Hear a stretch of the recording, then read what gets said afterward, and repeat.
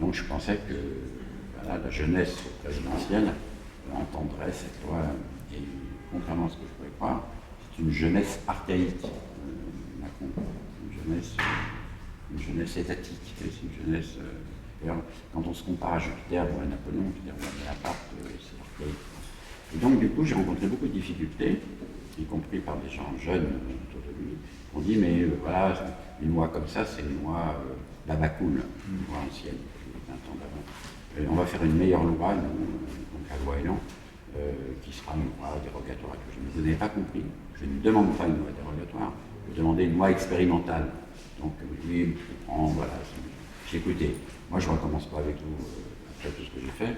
Je vous demande juste une chose, c'est que j'ai le droit d'expérimenter en vraie grandeur ce que j'avais imaginé dans la loi constitutionnelle. Donc c'est ce que je fais, c'est ce qui s'appelle la preuve par 7.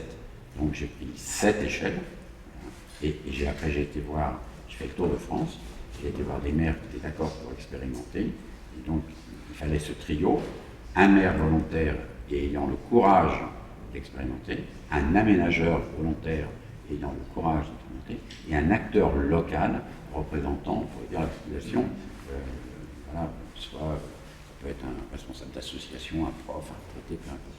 Et quand j'avais ce trio, j'ai signé une convention, et donc je me suis installé, je commence. Donc je me donne 3 ans pour démontrer que c'est possible. Un village, un bourg, une ville, une métropole, une banlieue, un département d'outre-mer, et un cas répété qui est une gare et un centre commercial. Et je demande donc qu'on me donne toute responsabilité, qu'on me délègue toute responsabilité, on me fait confiance. Quand ça démarre, je m'en vais, et du coup je vais démarrer à 7, je suis déjà à 9, et l'idéal serait que je sois à 10, 12, 15, 20, et que ça démarre. Et qu'est-ce que vous conseilleriez aujourd'hui à des gens, des habitants, confrontés à une non-écoute, on va dire, de prendre en main leurs affaires. Comment le faire? Ben, écoutez, quand il y a eu le sida, ce sont les acteurs eux-mêmes, les contaminés, qui ont manifesté, et c'est eux qui ont écrit la loi. Oui, alors il y a des dispositions, si vous voulez, même dans le code de l'urbanisme, dans le code de la construction, on a des outils réglementaires. Vous voyez, parce qu'on dit tout le temps, il faut mettre en place des outils pour mettre des garde-fous. On ne peut pas dire non plus, à partir de demain, il n'y a aucune loi, aucun règlement et autres. Au contraire, je pense qu'une société organisée, c'est une société qui a des lois, des règlements, et donc il faut-il encore qu'on puisse se servir de ces règlements de façon humaine. Très souvent, on se sert des règlements de manière coercitive. On pourrait regarder, on pourrait dire en fait, quand le règlement incendie est une disposition pour empêcher que quelqu'un, dans le cas d'un incendie, si vous voulez, meure. Et ce n'est pas une disposition coercitive. Et donc il est possible que ce règlement ne soit pas applicable abruptement d'un logement à un autre. Alors si c'est applicable d'une manière brutale sur tous les logements, ça coûte très cher, et tout le monde est contre, et on le fait mal. Pour le handicap, c'est pareil.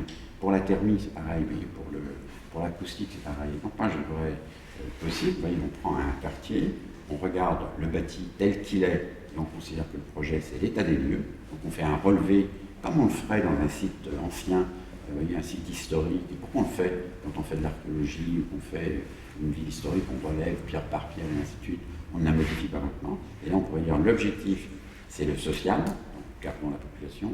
L'objectif, c'est l'économie, essayons de dépenser moins. L'objectif, c'est le réglementaire qui va servir au bien commun et non pas au privé. Et moi, je voudrais inventer, et à Marseille, j'aurais pu le faire, puisqu'on dit qu'il faut donner en partenariat public-privé des travaux, parce que nous ne sommes plus capables, en tant que collectivité, de le faire. Moi, je suis un privé. Je n'ai fait que des choses d'intérêt général. Moi, je voudrais qu'on me donne un jour un PPP, comme tout le quartier de Noailles, car le PPP, Bouygues ou Vinci ou autre, qu'est-ce qu'il fait? Il va emprunter de l'argent, il va se faire rembourser comment? Par la collectivité, c'est pas de la philanthropie. Donc il vient là pour gagner de l'argent sur la pauvreté éventuellement, ou sur l'incompétence ou l'apparente incompétence des services. Donc moi je voudrais qu'on me donne un niveau complet, et je le traite totalement comme un privé le ferait, sauf que moi il coûtera moins cher, que j'aurai pas de frais de pavillon, je n'aurai pas de spéculation dessus, et je le ferai sur un temps long, dont ce temps long sera en même temps un travail social. Avec les habitants. Ah oui, un travail social.